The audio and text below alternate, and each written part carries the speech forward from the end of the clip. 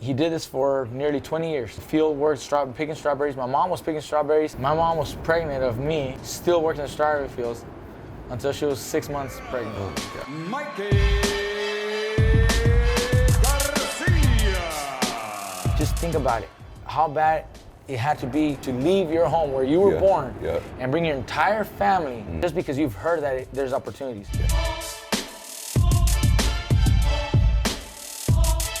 Visualization is a big part of my training. Think about the fight in my head. I visualize every minute of every round, getting injured. I visualize a lot of different scenarios that could play out in a fight, but I always find a way to win. Wow. My dad has given me a lot of advice, even though he didn't have the education. So when I started making some money, first thing I started doing is start buying some houses, some real estate. Yeah. He doesn't just think like a businessman as an athlete. He's a peak performer. Welcome back to Max Out. I'm Ed Mylett. This gentleman to my right needs no introduction. 39-0, 30 KOs. Never even had a close fight. We were just talking about off camera, right? Champion in 4 different weight classes. And that's not even my favorite part about his story. We're going to talk about family. We're going to talk about what an immigrant family looks like tonight. We're going to talk about winning, a champion's mindset, and there's really no better dude on the planet to do that with than Mikey Garcia. So, Mikey, thanks for being here. Thank you. I appreciate the invitation. I'm happy to be here. Pleasure to meet you, and I'm looking forward to having this relationship going on. Me too. I'm very happy. Me too, man. It's been a good connection so far already. So, there's a lot to cover here today, you guys. This is what you're looking at to my right. Is the face of a great American success story, Mexican-American success story. And I try to always bring people on the program that can give you different viewpoints of winning, of maxing out. And you bring one that I'm really passionate about because it involves even my own family. As you know, my wife is also Mexican, partially Latina. And so I wanted to put a face on success. I wanted to put a face on what an immigrant family looks like today too. And so this is a boxer, but this is a successful man. So we're going to talk about that first. But I want to go back to when you were a kid a little bit. Sure. So I think it's interesting. I was reading, you just have to put this in context, guys. 39-0, this is undefeated, and really no fight's been very close, right? It's not even been close. But you didn't really love boxing when you were a kid. Like I'm reading, your brother says you would cry when you would get to the gym. Is that really true? It's true. Look, I grew up in a boxing family. Both my older brothers boxed. My oldest brother Danny, he was a professional fighter. My brother Robert was still in the amateurs, about to transition to a professional. I was about 5 years old, 6 years old. I'd go to the gym with them, but I didn't like it. I never wanted to be at the gym. It was boring for me.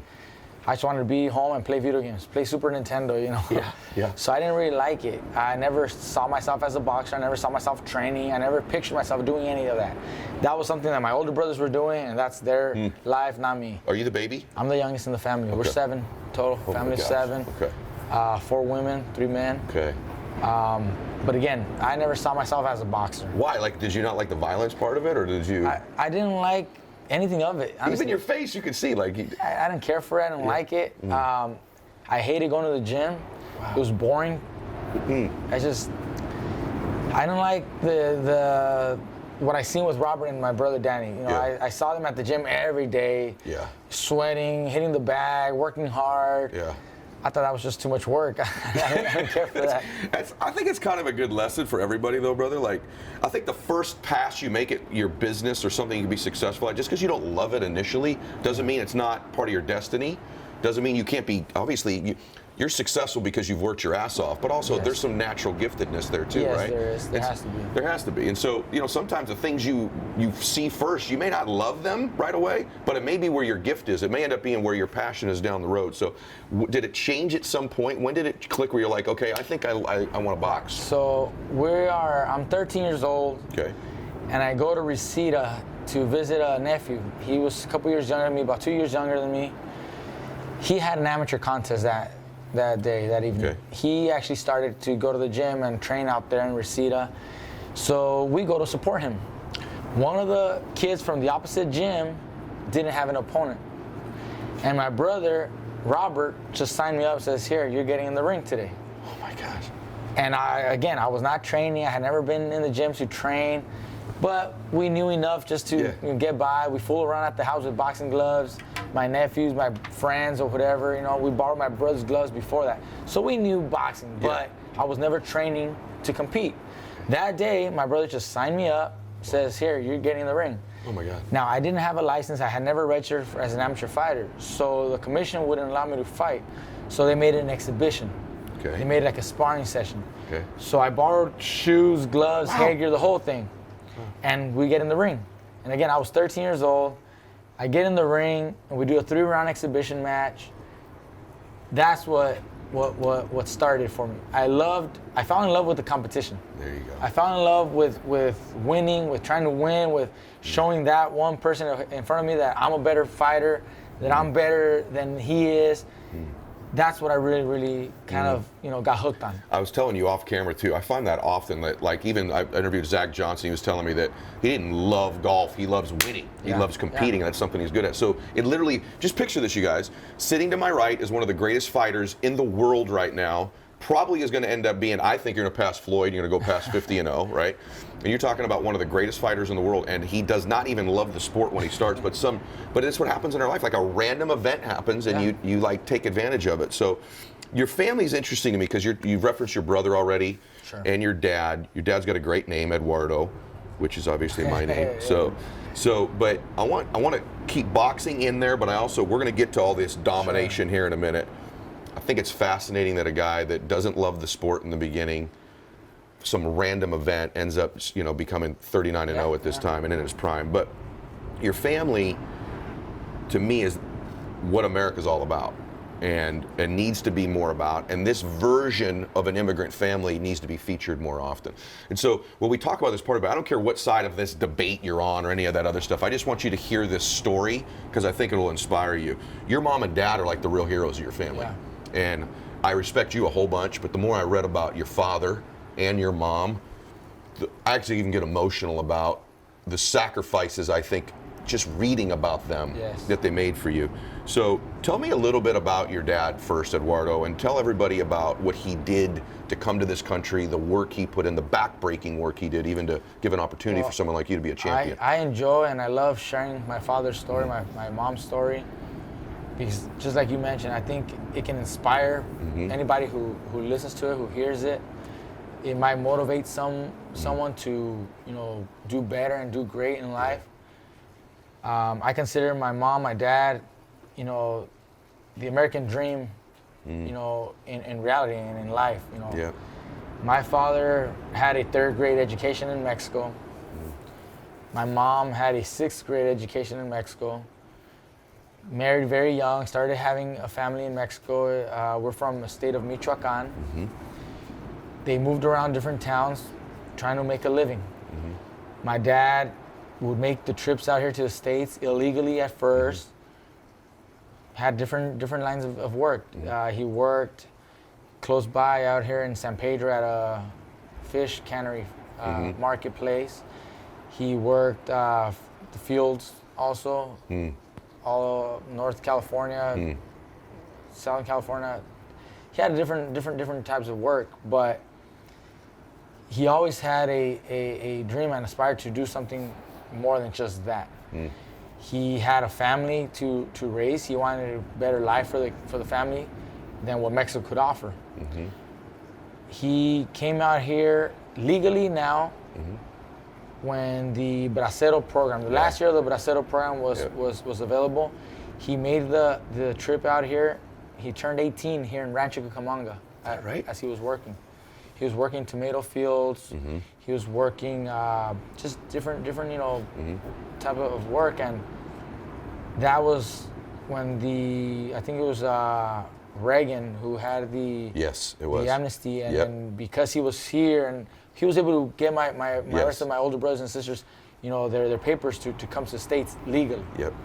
So he landed here, and they're living in Long Beach, Wilmington. Like I said, he was working the fish cannery business there, and he always loved boxing. He had always loved boxing. He never had the opportunity to box himself because he was married young, had to raise a family. The support wasn't there. Financially, they couldn't afford it. But once he was here, he would go to the boxing gyms and take my older brother Danny with him, and just watch the gym, watch the fighters, started training my brother and just to get him in the sport, just to do something. But it was still, you know, they're very poor still. They're barely making, you know, making by, living in one-bedroom apartments, that kind of stuff. Fish cannery business goes out of business, shuts down. They relocate to Oxnard. My older brothers are boxing a little bit. He goes and starts working strawberry fields. You know, they're out in the day in the sun from 6 a.m. to 6 p.m. 12 hours a day. It's back-breaking work. Back-breaking work. Yep. My brother Robert started fighting, and my dad would take him early in the mornings to run at the beach or at the mountains before having to head out to work. Then after work, he would send my mom home so she could go and be, you know, home with the family and the kids while he went to open up the gym. He would have to open up a boxing gym. He had that dream. He wanted, you know, boxing. So he opened the gym, started working. It was a city-run gym. He had a few fighters, started running the amateur program. My brother was there.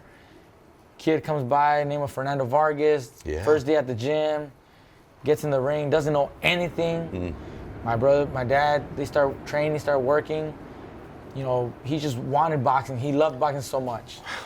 And he did this for nearly 20 years. Unbelievable. Of doing the field work, picking strawberries. My mom was picking strawberries along with my dad. Are you guys hearing this? Because are you hearing this? So this man comes here, has all these different setbacks. If you've ever driven by a strawberry field, it is back-breaking work. I remember as a kid, I don't know why this makes me so emotional. I remember driving with my dad to a baseball tournament, and I was telling my dad how hard he worked, and I wanted to work like him someday. No joke. We drive right by the strawberry fields, and my dad pointed out there, and he goes, "That's hard work. That's hard work. That's hard work. 100 degrees in the summertime." And his mother's out there with his father doing this. Listen to this. Okay. My mom was pregnant of me, still working the strawberry fields, until she was 6 months pregnant. Oh my gosh, man. This is she was 6 months pregnant of me while she was still working. Oh my God. How bad do you want your dream to happen? His dad would do this all day. His mother would do this all day. Then he'd go open the gym. And what your dad did that happens in all businesses, then the one dude walks in, and it's Vargas. Yeah, Vargas. Someone walks in that's special, right? You don't know it at the time. They don't know it. But they're special, and that's when things click. It's almost like when this preparation meets this moment, right? Yeah, like, oh my gosh, something's going to happen now. And then this starts to lead. So continue. It's a crazy story. Vargas walks in the gym. Two other kids walk in the gym around the same week. My dad was there with two other coaches, and my dad would kind of try to work with the other coaches, but there was always like that competition: who's a better trainer, who does better. So my dad brought up a challenge to the other coaches and asked them, "Look, these three kids just walked in recently. You know, you guys all seen them in the ring. Neither of them shows anything, you know, experience yet. So why don't you guys pick a fighter? We'll train that kid for 1 month, and at the end of the month, we'll put them to spar and see who's progressing more." So seeing them had already sparred, everybody picked the other two and left my dad with Vargas. For Fernando. For Fernando. They didn't pick Fernando. He wasn't the guy you'd pick. They didn't pick him. So my dad says, "Okay, I'll take whoever you guys leave me." Wow. So they left Fernando. My dad trained him. Sure enough, within a month, Fernando's starting to, you know, that's move crazy. on. Because I've made a little bit in my own life like you have, I get emotional about because I picture your dad. I know what it's like to get up in the morning and how sore his body must have just been. Just physically sore. Yeah. And then to get up and your mother 6 months pregnant with you, right? Yeah. They go, and he's in there. I could just picture this man just for his family, just doing the work he needs to do to feed them. And he's got this dream in the back of his mind. There's no one giving your dad motivational pep talks. No. There's no Instagram. Nope. There's no Think and Grow Rich. None. There's just a dude with a fucking dream that he wants to make something happen. And he just worked, right? He just worked. And then to think he leaves there, sends your mom home. And I can just picture him with the keys, open the door. It's quiet in there. There's no one there. There's no reason to think any of this is going to work. No. And then, so Vargas ends up, I guess, beating these other two kids and starts to, you know, progress and starts winning fights and tournaments, and along with my brother, and the gym started to really grow. And Fernando ended up, you know, making the Olympic team, representing the U.S. in '96. My dad also had another fighter, Carlos Martinez, representing Mexico, same year. it started to really show, potential, started to show signs that there's something here. We could do something. But prior to that, nothing. It was nothing. I mean, we grew up, I was born still in the one-bedroom trailer, a mobile park trailer, with all my brothers and sisters in a one-bedroom trailer. Is that right? No one else there, like you said, to tell my dad something's gonna come by, or it's gonna go well for you, this is gonna work, or you need this. Nothing. It was just his dedication, his just strive, his hunger. That's what got him. I'll probably never, after that story, honestly, I'll probably never picture, I'll be at the next fight, but I don't think I'll ever picture you walking into a full arena the same way. I'll be thinking about your dad. You know what I mean? Like, just to think that this man, you're born into a one-bedroom trailer with 7 kids there, and they're just, you just drive by the freeway and they're just one of these people that are here working that you don't know. They're kind of, and that turns into this son who fills up arenas. And by the way, when you hear these stories too, it's like, whatever your view is on immigration, do you understand just Mike alone, the difference he makes in just the economy, just alone, like the ripple effects of what your dad did with going to that gym and having the vision to start it, and like, dude, like he fills up arenas. There's the HBO pay-per-views that have happened. There's not anymore, but there's Showtime, right? There's Showtime. There's the concession people, there's the stands, there's the ticket sales, there's all the memories, there's like all these people who have profited and benefited because your dad made his dream happen. You can't even picture the ripple when your dream happens. And most people don't ever think about that kind of stuff, just like you mentioned. Most people don't hear or don't see it. We, like I said, and my family, I see that. And that's why we appreciate my dad. And people that know my dad appreciate him and can really see how great of a man he is for what he did, for what he's done. My brother, right now with his gym, his fighters, all the champions that he's created and everything, but it all started going back to my dad. With your dad and your mom, by the way. Mom. You picture your dream, you guys, and what would you be willing to sacrifice? Maybe, you're waiting for the next motivational interview, the next Instagram thing, the next meme. His dad just worked. And then his mother. Think about this. Those of you that have spouses, you're chasing your dream right now, and your spouse is giving you a hard time. You imagine his mother? Wait a minute. I just spent 15 or 20 years in the fields picking strawberries. You're there. Can you please come home and help me with the kids? She could have done anything to steal your dad's dream, right? And your mother's still supportive, and to think it turns into your brother. Just so you know, his brother Robert, arguably the greatest trainer in the world right now, right? He's one of 2. Most people would say your brother. So he's got these sons that have done these unbelievable things. So I want people to see that face on it. And what would you tell somebody, I'm just curious, who doesn't know what to make of families who come here that have immigrated here? They just, they're watching this and I grew up in Southern California. So I know how hardworking immigrant families are. I know that I know that these are not criminals coming across all the time and all this other stuff you hear. Of course, there's some that live here also permanently, right? So what would you say? This to me, and by the way, the children haven't all turned out the same, but about every immigrant family I know has this work ethic. What would you tell people who aren't familiar, don't know, right? They just don't know. Most people won't know because they've never seen it firsthand. They've never seen the kind of work or the culture behind these families that make the sacrifice to leave their homes in other countries and in search of a better life. They haven't had the time spent with those families, or they just have no idea really what it is to do that. But when you really put it in perspective like that, picture us going from the States here to a foreign country with no knowledge of the cultures or the language or all these barriers, in search of a better life. That's the only thing that you can really ask them to do, but they still won't be able to grasp what it really takes. But a family that makes the trip to come here to the States, a good family, to work, to do better for their families, to get a higher education for the kids, if they understand that and they come here in search of these things, they're in search of the American dream. That's what the American dream is, a better life than what you had, before.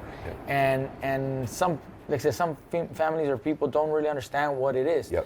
But just think about it, how bad it had to be at your previous home, to leave your home where you were born and bring your entire family, you know, to a whole new place in search of something better.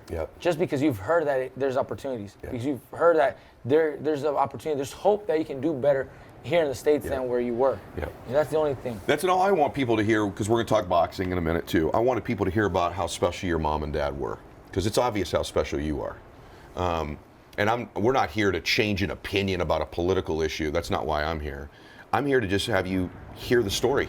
And then maybe you'll just make your own conclusions. Maybe you'll begin to see things a little bit differently, because, you know, I know people like your father who didn't make a big dream come true, but I know their sons fought in our military. And so I'm just very passionate about people just understanding how good these families are that have come here, that have made these dreams happen. And your father's a hero. Your father, to me, is he's beyond what the American dream's about. Your father and your mother, what they've created with your family, is so inspiring to me. And it's one thing for someone to be able to say motivational words. It's another thing for just their story is inspiring. And your mom and dad are amazing. Thank you. Well, like I said, I like sharing my dad's story, because I think people can relate to the struggles. People can relate to overcoming, you know, obstacles in life in general. My dad has found success through boxing, through you know, but it takes the hard work, the dedication, the discipline, that strive. You know, it takes that to finally accomplish that. On the other side, way more. These are all the lessons of winning, right? Like, I'm curious. So we talk about your struggles too. We're going to go into boxing a little bit too. When did you know you were good?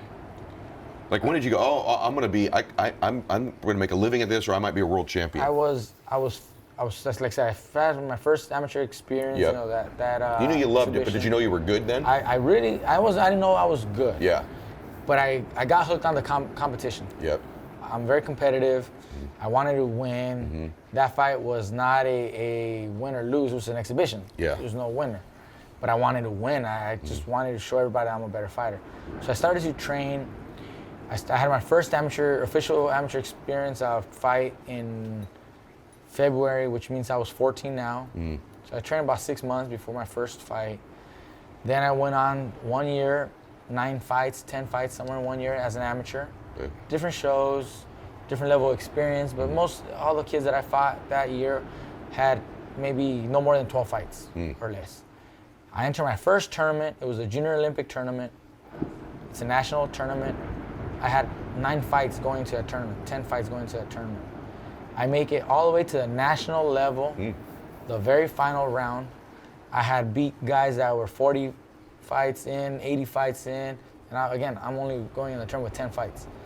But making it that, you know, far in the tournament to the very, very final, I ended up losing on a 3-2 split decision against Michael Concepcion from New Jersey.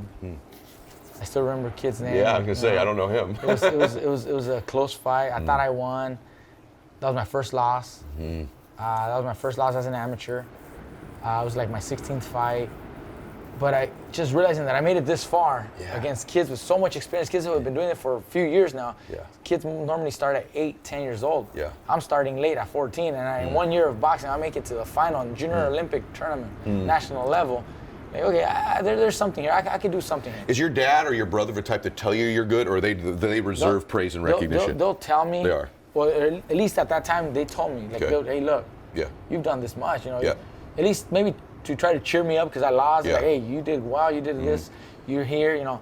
That's reassuring. Okay. But once they started seeing me develop more and more and win other tournaments and compete in higher level tournaments, beat the number 1, number 2, number 3, number 5 and 6 in the national team. I beat them, and it's like, if I'm already beating the number 1 fighter in the nation, I mean, I must be pretty good. Pretty good. I may not have won the tournament, but I beat the guy who was. Yeah.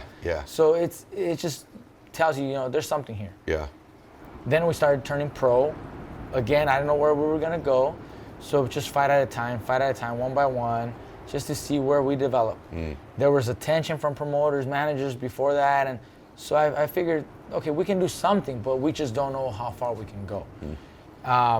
And did you dream it would go this far? No, I never thought I'd be here. I never thought I'd be doing it this far or competing at this level, being where I'm at. When I first fought for the first world title against Orlando Salido, I was at a featherweight title fight, 2013. I saw myself being champion at 126 for some time, then 130, and possibly a 135 pound. Yeah. I figured 3 divisions is probably enough. Yeah. But I probably would be competing at featherweight and super featherweight most.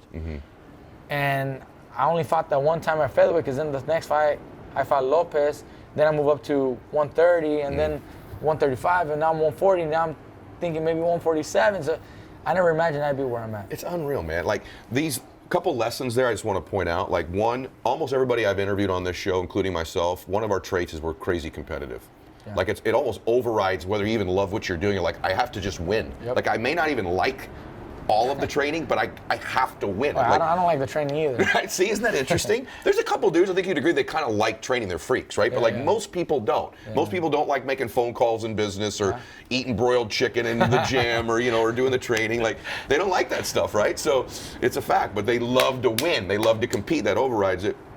The hard work part, obviously, too, but also I never saw myself here. Yeah. But what happens is I think it's almost like the fights. Like you kind of step up in class. You're like, okay, I can handle this. I can see the next class. Exactly. Is that how it was for you? That's how it was. Because we're developing as a fighter. The first couple of fights, they're really putting in guys just to build your record, build your confidence, let you develop. Going from 4 rounds to 6 rounds to 8 rounds.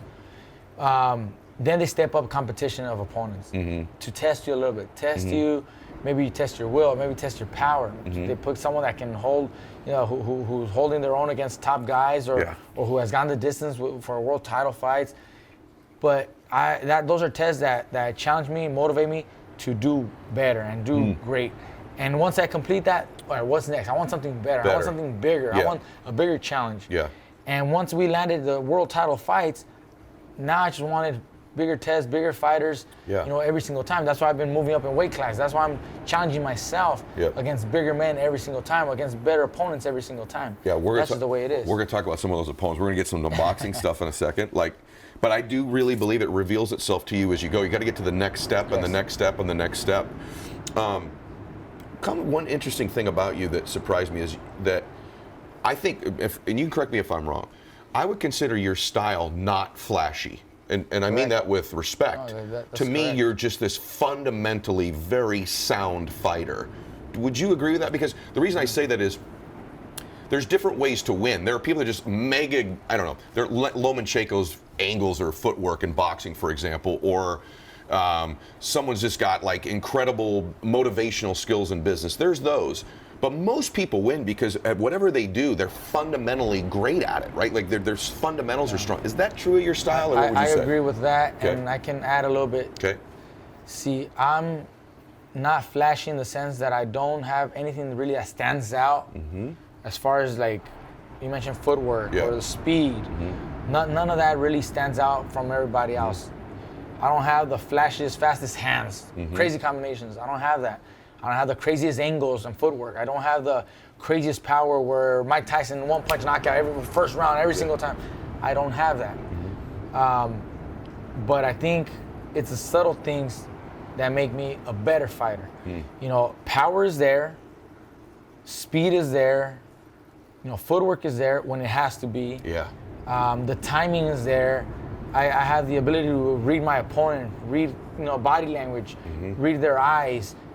Listen to their breathing even. The breathing tells me, just a lot of things that someone else doesn't do. I have that. And that puts a package together that allows me to just be just a little bit better than my opponent every single time. Oh my God, I love that. I love that. I love that. The training that I go, everybody has training camps. Everybody does 8 weeks, 10 weeks, 12 weeks, whatever. But they don't all do the same things that I do. Such as? Visualization is a big part of my training. I visualize my fights. I don't even see a lot of film on my opponents. Like my last fight, I fought Robert Easter. I seen him fight against Fortuna when the fight actually happened earlier in the year. But then I never saw another You watched no film on him? No film on him. Wow. What I do instead is I think about the fight in my head. I visualize every minute of every round for 12 rounds, different scenarios every time. I always win. Yeah, in your visualization. In my visualization, Yep. I'm always winning. I visualize him hurting me. I visualize me going to the ground. I visualize, getting injured. I visualize a lot of different scenarios that could play out in a fight. But I always find a way to win. Wow. So I do that throughout camp, throughout, the day, at nights, leading up to the fight even more. The week of the fight, that's all I'm replaying in my head. The day I step inside that ring, nothing to worry about, nothing to surprise me, nothing to scare me, because I've already won the fight many, many times in my head. So nothing is new. Everything is easy for me. So it's just another day in the office for me. So I do that. That's something very big that other fighters don't do. And they may do the run, they may do the road work, they may do the bag, they may do the sparring, but they don't put that in. Man. And even the sparring or other physical work that you do, they may not give it their all. They do it, but I've seen the videos of other guys training, and it's like they're just playing, like they're just barely tapping the heavy bag. That's not gonna get you in shape. Or they're sparring lower level opponents. That's not gonna get your reflexes sharp. That's not gonna get you to really pick it up. Because you're basically just playing with kids. That's not gonna help. We push ourselves. We train hard. We run hard. I don't enjoy it. I don't love that part of the sport, but I know it's what's gonna get me to win. I love winning. I do the show for the last 5 minutes. That's why I do this. It's selfish, like what you just said. One of my favorite things I've ever heard on the show. Yeah, that's the mindset and the internal workings of a champion. Like that's the separate, because your brain moves towards what it's most familiar with. Yes. So if you've run these scenarios through in your head, all of them a whole bunch of times, that always lead in you winning. Yep. Your brain moves towards that when you're under pressure, Exactly. when you're fatigued, when you're tired, when you're stressed. There's familiarity. It's almost like, I say this all the time. You play a video game with my son, he's gonna beat me every time, because he's telling me how to do it. Yeah. He has tons of experience. He's just doing he just natural. Right, it's natural, and that's what you're doing when you're in the ring. You're executing. Yeah. I love it.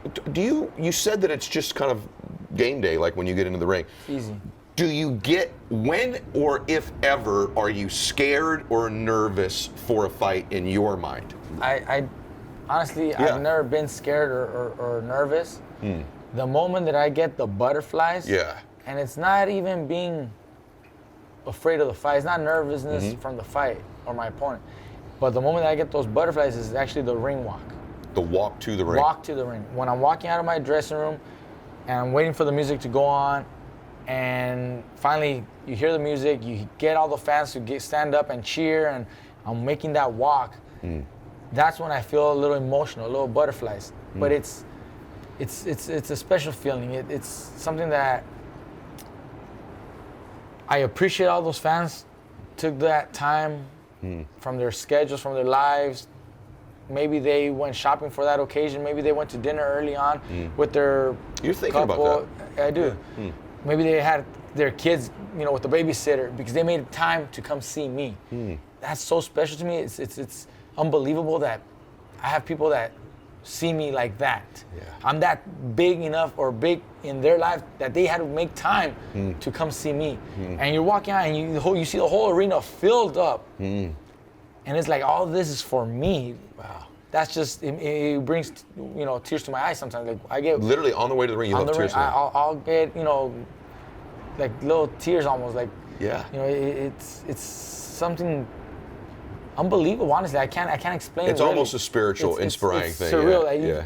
Yeah. Who am I really? Yeah. I don't see myself like anything. Yeah. I'm just doing my job. I'm just here getting in the ring like I've done, 38 other times. I'm just doing my job. But for these people that support me, I'm something greater than that. Yeah. Maybe I'm inspiring them. Maybe I'm motivating them. Maybe, something about me tells them, you got to be there live and see him. And that's when I get those butterflies. I get emotional. I sometimes, like I said, my eyes get a little teary just seeing all that. I think it's interesting, brother, because first it says what kind of a good person you are, but also like it's a gratitude emotion. So that's another formula for even business people that they have the ability to just feel gratitude in ways that other people don't. So it's interesting to me that you can get it in that moment. Like you're about to go whoop someone's ass in combat, and even in that moment, you kind of step into gratitude. You're just grateful for that walk to the ring. That's another unreal lesson for people, is to experience gratitude. Most fighters, before the fight, they're getting in their zone. You know, Yeah. maybe they're playing a certain music, you know, with headphones or pacing back and forth. You know, they're about to go into battle. So they have to do something like that, or maybe they're praying. Maybe Yep. they're being very spiritual. I'm not. Before my fight, I'm like this, just hanging out, just chilling right there. You know, laughing, cracking jokes with my team until it's time to warm up. Then I start stretching, warming up a little bit, and let's go. But that ring walk is when I feel it, because I see all those people. You know, that's what, you know, triggers that. But then when I step foot inside the ring, it's all gone, down to business. I know what I got to do. I've done it. Nothing new. Let's get this done. So you're getting instructions face to face. There's no fear. Nothing. You're just going to execute. You've already done this 1,000 times in your head. Exactly. You also seem to me to be a guy who relies. You said that earlier. We train harder than other guys. We're not just tapping the bag. Sure. We're not playing with these, 19-year-old sparring partners who haven't beaten anybody before. Is part of your preparation give you confidence when you get in the ring? In other words, do you draw on if you kind of develop like your recipe, like you and your brother kind of know this is our recipe, or? Look, we go to camp for 10 weeks for each fight. We increase the workload as the weeks go by. We have to peak at a certain week, and my brother and my dad do this. They write up a calendar. They jot down exactly how many rounds we want to do on this day, on that day, and next week, and so on and so forth. Once we complete the entire schedule, and it's fight week, I know I did everything that was supposed to be done. That brings me confidence that I'm in the best shape possible. Okay. Nothing's gonna stop me. My sparring partners are bigger, stronger guys than my opponent, Really? and they're telling me I'm hurting them. They're letting me know that, I'm stronger than ever. I'm faster than ever. That also reassures my abilities.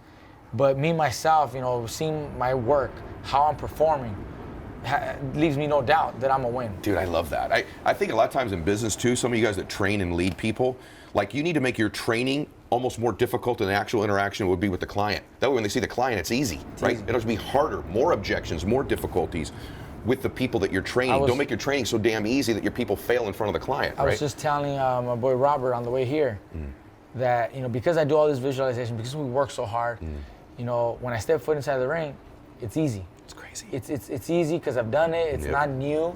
People are only afraid of the unknown. People are afraid of what they don't know. People, are afraid when they get out of their comfort zone. Public speaking. Oh no, because they've never done it. They're not used to it. They don't prepare for it. They didn't take the right notes, and they get nervous. But for me, knowing that I did all the training, all the work, and I've done this so many times, and I've visualized it so many times in my head, and I know I'm gonna win. What's there to be afraid of? Nothing. I just go in. I gotta get it done. Damn, dude, I'm just come on, man, this is too good. All right, I want to talk a little business stuff with you too. I'm blown away. I want to talk some business stuff with you real quick. What people don't know, unless they're real boxing fans, is you've also kind of manned up in the business side of boxing too. In other words, you took your career into your own hands at a pretty good sacrifice. And so you had a promoter, we don't need to name him, but you had a promoter that you didn't feel like you had a fair agreement with, or they wanted you to re-sign for the same unfair agreement. Is that fair to say? Listen, we had a promoter who I worked with ever since I turned pro back in 2006. I was with them for 9 years of my career. I was champion 2 times under their banner. Contract came up. They believed that contract had an extension that they could apply. I disputed that extension. The details, I can go into details if you'd like, if you got time, but short story. Well, it took a long time. 2.5 years. So you were not in the ring. I was not in the ring for 2.5 years. On the principle of making a fair agreement for yourself. Basically, the way I view it, and I'll jump in, you became an entrepreneur. Almost like an employee before you bet on yourself. Yeah, I was betting on myself. Yeah. I believed in myself. I believed in the principles. I knew that what the promotional company wanted to do was wrong. They were offering me a fight in exchange for an extension to the contract, which I didn't agree on. I actually offered to renegotiate. They said no. There already is an extension on the contract. So then my question was, if there already is an extension, why are you asking me to sign another extension? It just makes no sense. They had the title that I had to be vacated. They stripped me from my title due to the inactivity. So the company because they were not fighting me, they didn't fight, they didn't give me a fight, I ended up losing my title for inactivity, and I lost 2.5 years of my career. When we finally came out of that whole mess, I was in a much better place. Now I'm in complete control. Yep. I started aligning myself with some people in the sport that were being supportive, that were helping, network, advisors, promoters. They wanted to work with me. So we started, creating this alliance, helping me get my fights, fight by fight, working together, but no commitment with contracts. Yep. On one fight deal, fight by fight. Yep. No long-term contract unless it made something life-changing for me. Right. But still, Right. hasn't happened. You're one of the very few boxers ever to do what you've done. Yeah. Basically became an entrepreneur, basically bet on himself.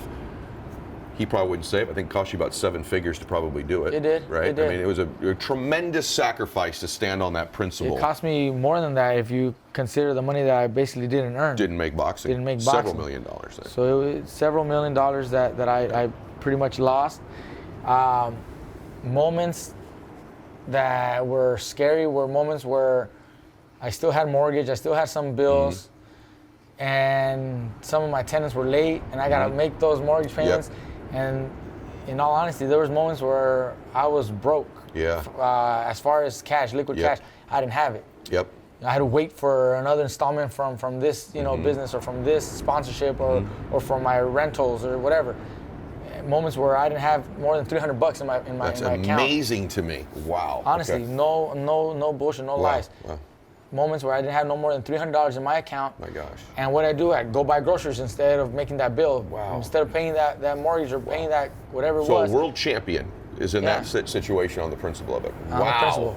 Wow. And things. They were betting on that, weren't they? They were betting you'd cave in. The technique or strategy that I think they had was exactly that. That Yeah. I would cave in, that I Yeah. would fold and come back and take whatever they offered. Yeah. Give some people money advice. Like I know, with all my athletes, I always ask them, how are you doing financially? And you don't have to get into your personal finance, but you're doing very well now. Yes. And you're big on not being in debt and saving Yes, money. yes.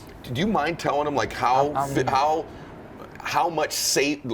much being rich compared to looking rich is important to you?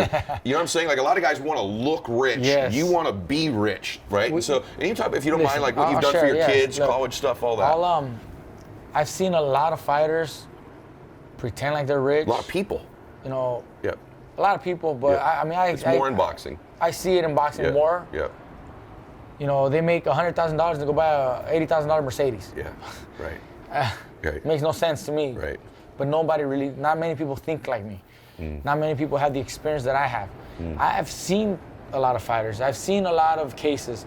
My dad has given me a lot of advice, even though he didn't have the education, but he always, would advise me and tell me to make sure I do well with my money. I save my money, put it away in things that can help me in the future for my retirement. Think about the future, think about the kids, that kind of stuff. So when I started making some money, $200,000 fights, $300,000 purses, first thing I started doing is start buying some houses, some real estate, rental income, some flips, stuff like that. That let me get through the 2.5 year, layoff. I was able to make some money on the side like that. Now I'm fortunate to make better money than ever. I'm doing very well, making more money than I ever imagined I was making at this, age. Paid off everything that I have. Awesome. I have several rental properties, income. Some they were paid for, some had mortgages, and just being paid by the rents. I'm not making money off of them, but my money's safe. Yep. I'm not getting rich off of the $1,000 a month Right. income, but my money's safe there. Yep. You have $400,000 in that property, you have another $400,000 there. So after making good money now, I paid everything off. This last fight, I paid everything off. Awesome. Paid all the cars off, paid all the credit card. I honestly don't even use credit cards, but little $10,000 credit card, whatever. Paid that off, paid my houses. But even before that, I secured my kids' college accounts. I have college accounts for them. So that's secured. My retirement, I have another account set up for retirement. I love this. I'm completely free and clear, yeah. and basically, financial. It's a great feeling, isn't it? A great feeling. I was so happy after this last fight. Yeah. Because I knew exactly what I was going to do. You knew what you were going to do. So You had a after the plan. last fight, we had my first guaranteed check right away. That comes from the network. We have a check. Yeah. Solid. Yeah. 2 weeks later, I get the other check. Yeah. Yes, Another week, another check. Yeah. And these are all large checks, you know, 7-figure checks. Yes. Like, fuck yeah. So I put one aside for taxes. Yeah, you better do put that. one aside for taxes. That's another lesson. I knew that's not mine. That's taxes. Yeah. But I still have the other two. Yeah. Pay everything off, take care, and I still have all this, you know, deposit. The best feeling in the world. People best. get advice going different ways. I'm just tell you, just so you all know, this is how rich people think. It's how I think. It's how rich people think. Rich people do not love tons of debt. I don't care. You want some debt on some of your real estate? That's okay if it's going to appreciate. But you pay off your cars, you pay off your stuff, you fund the college stuff, and you get excited about saving money. Like your face lit up about saving the money, not spending the money. Other dudes sit in that seat, their face gets excited about spending the money. What's the next purchase? Right. What am I going to buy? What am I going to buy? And it's okay to treat yourself. Of course. But you know, at your means, you know where you stand, what you can afford. I mean, just because you made, like I said, $100,000 in one exchange or transaction doesn't mean you should buy an $80,000, $100,000 Mercedes. Thank you. It's not. It doesn't work like that. Yep. You know. But most people do that. Most people do that. Yeah. You know, and when it comes to boxing, people hear, oh, he made $1 million on the fight, and they think it's a lot of money. It's not. Let me tell you how this works. Okay. $1 million for a fight. That's what's contracted. That's what's the guarantee. You have to pay your manager and your trainer and your expenses, your training camp, all that. What is that roughly? Let me tell you. Okay. On average, a manager charges about 30%. Mm-hmm. A trainer charges about 10%. So right away, that's 40%. Your camp could be anywhere from $30,000, $50,000 for training camp. Okay. Your conditioning coach, your cook, all that. Add another 10%. So half of your paycheck goes to expenses right away. Okay. So from the $1 million, you're down to $500,000. That $500,000, you got to pay your taxes. Easy numbers, say 30%. Mm-hmm. Easy numbers. Mm-hmm. Mm-hmm. You know, that's $150,000 that you have to pay. Mm-hmm. And that's with good CPA and good write-offs. Yeah. So now you're down to $350,000. Yeah. $350,000 from $1 million. Wow. You buy yourself a house that's $300,000. Yeah. That's it. Yep. Now what do you have? Yep. You got nothing. Yes. But most people don't see that, and they go ahead and spend all the money right away. Maybe they don't have the people around them telling them what to do. They've never had the education or the ability to just handle that kind of money. First time getting that kind of money, they go crazy. Yes. So I was fortunate enough to listen to my dad. Thank God. Just hear him out. Yeah. Didn't do those purchases. I'd never bought anything that I didn't know for a fact I could afford it. Yeah. I was champion, and I saved my money from 2 fights to finally buy a newer home. Yeah. Before I was champion, I saved money from 2 fights on HBO appearances. I was making $100,000 in each fight. I saved my money. I bought 1 house. Then after the next fight, I bought a Challenger, a car. That was like my thing, my baby. Okay. I still have. Awesome. But it's not buying, extravagant stuff. Yeah. $100,000 Mercedes. Not yet. Yeah. I bought another house after that. Bought another house. I'm buying stuff that I know is going to help in the future. Yes. It really helped during the years that I was off. Thank God. Those houses, those rentals helped. Yep. Those flips helped. Yeah. I love how you think. It was a different process to make it through those 2.5 years. When you're not making, $500,000 a fight, you're not making $300,000 a fight. Yep. What do? You're living, on a budget and gotta and you were spending watch what you're spending. You still have to spend money, but you have to do it a certain way. Yep. And by the way, that happens to everybody, though. Even in every business, there's seasons where entrepreneurs are doing really well, and then they're not. And it's amazing to me when guys don't think they're going to go through a 2-year drought. Yeah. And you're going to go through a 2-year drought if you're a boxer, if you're a businessman, or business person rather. You got to save money. You got to prepare yourself for that. Let's talk about you making more money. So let's finish with the future, because by the way, there's so many lessons in this. I'm really weird, but as you're talking, there's so many clips here. There's so much stuff I want to send people, because there's stuff for young athletes, business people, entrepreneurs, mindset, family, immigration. It's dude, we covered a lot of stuff here. Money, right? Preparation. There's so much to this. Visualization was huge. Yeah. But you got to fight. You've at least committed to obviously fight this guy Comney, right? Or do you think that's going to happen? Richard Comney. He's my mandatory. Yep. He's my #1 contender for the recently earned IBF belt that I won. Yep. I asked his promoter. We talked to his promoter. We have an agreement. Mm-hmm. There's no fight date yet. Mm-hmm. I'm still in search of an Errol Spence fight. Yeah, that's what people want to see. That's what I want. Yep. I really want to challenge. Again, we'll go back to challenging. I want something that's going to challenge me more. Yep. So I'm willing to move up to welterweight, a 5th division, a division where I've never even, set foot at, against probably the most dangerous man in that division. Highest KO ratio in the division. Naturally, the biggest man I've ever stepped, inside the ring with. But I want to challenge myself that much. That's the fight that really excites me. That's the fight that motivates me. That's the fight that I want. However, at lightweight, the IBF is mandating that I fight my mandatory. So me and the promoter. So to keep your belt, you'd have to fight him. I would have to fight him. Yep. In order for me to keep the belt, I would have to fight him. So I asked his promoter, Lou DiBella, for me and him to make an agreement where if you just hold off just a little bit, let me see what is going to happen with Errol Spence. If we don't have that fight, then we go on to Kami and we get that fight done ASAP. We already have potential dates for that if it happens. We already have the networks behind us. It's done. It's just we have to say yes. But give me a couple of days, a week or two, to see what's going to happen with Errol Spence. If he decides to go Sean Porter and fight Sean Porter and unify, then I'll go to Richard Kami right away. But if I do land the Errol Spence fight, then that's the fight that I'm be most happy for. I just want that. You can see it on your face. I just want that. I think that's going to be the fight that puts me on top of the sport. Undoubtedly, no matter what anybody else says, they're all going to agree I'm the baddest motherfucker in this planet right now. I'd love to see that fight too. Can I ask you about two other guys? Sure. Just for what it's worth. I just want to know what you think about them and what those fights would be like. So, by the way, thank you for beating Broner. Just really wanted to see that happen. Everybody keep congratulating me for that. You know why too, right? It's just like, thank you for doing that. That guy can't even make weight and you just thump him, which was good. So thank you for doing that. Sure. But so obviously the Spence fight would be huge. Yes. But any fight you have is huge because of who you are. You make the fights now. So if you end up fighting Comedy, that's a big fight, right? Sure. I mean, everyone wants to see you fight. That's a big thing. We got cheated out of a couple years of watching it. But there's two other dudes, like, I know I don't want to get too far ahead, but I'll use this footage for when you fight them because you're going to be undefeated anyways, right? So talk to me about Crawford for a second, okay? He just fought. He just literally fought this weekend, right? Saturday. And so Buck's a bad boy, right? I mean, that's a great fighter. Would that be a dude? Because that's a bigger man also, right? Yes. So could that happen someday if you got through Spence theoretically? Would that be where you'd go? I think a fight with him would be huge.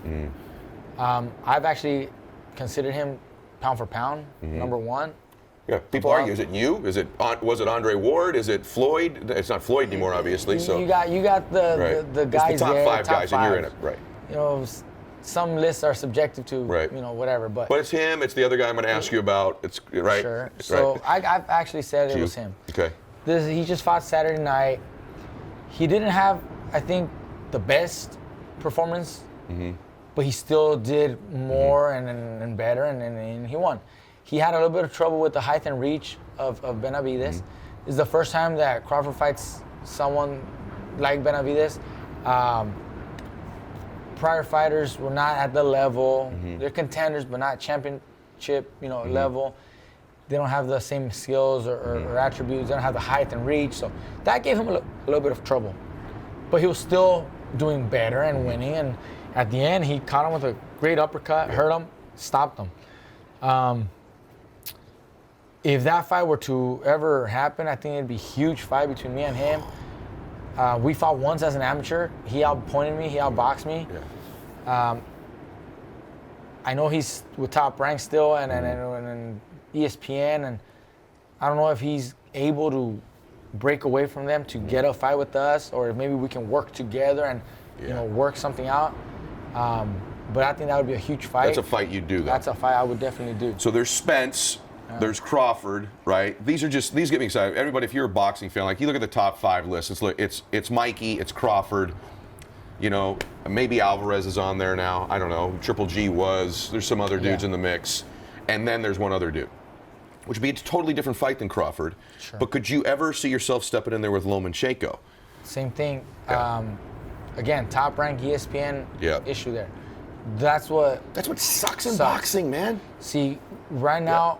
I've been working. People want to see these fights. I've been working with Showtime. I've been working with PBC. Richard Schaefer, Lou DiBella. Now, I don't have anything signed. I could go to an ESPN, but I don't want to go as an opponent. Going to Top Rank show as the opponent.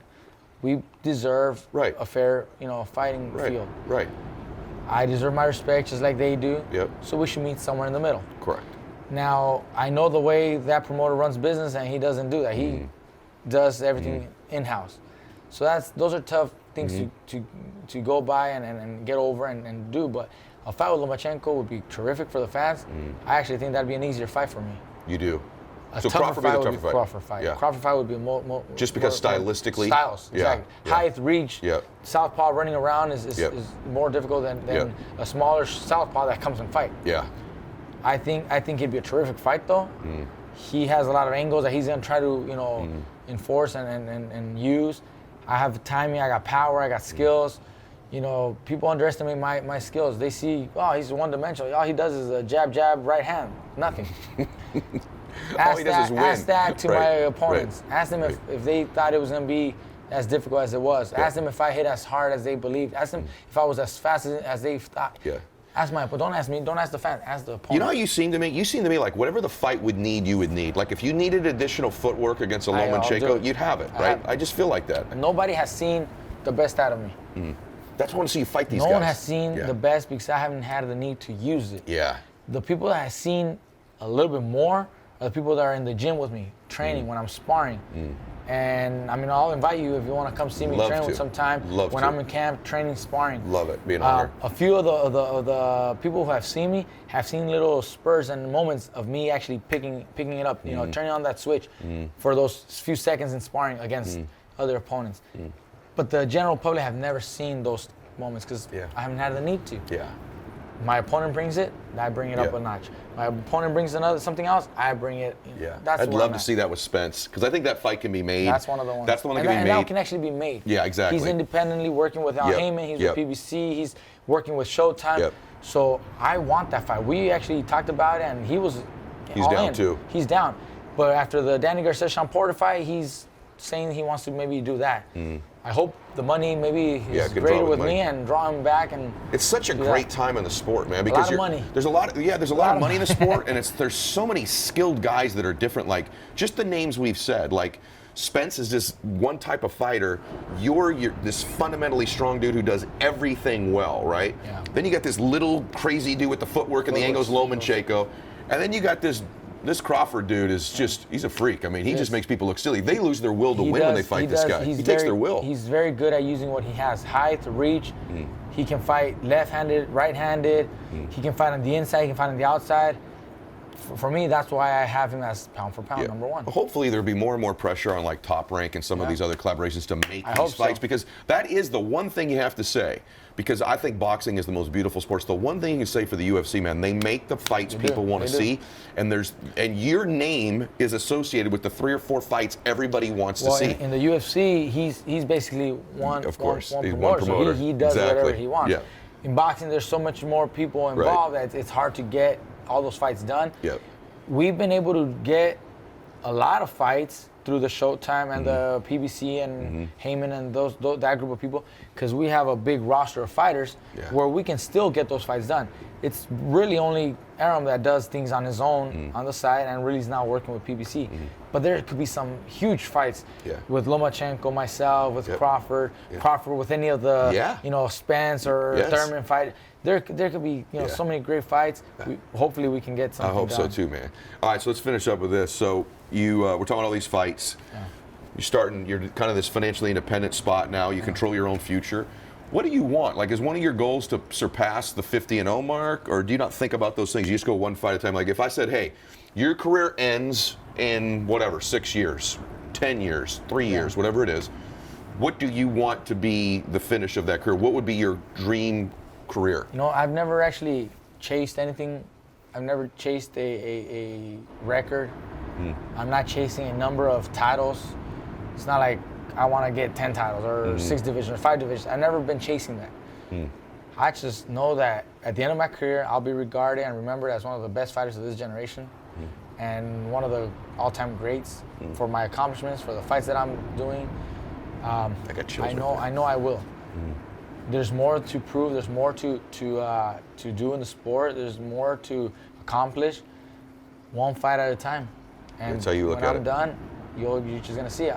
Anybody else would think my career is already, set. 4 divisions, 5-time world champion. I mean, anybody else would have been, extremely happy and satisfied with that. I'm not. I just want more.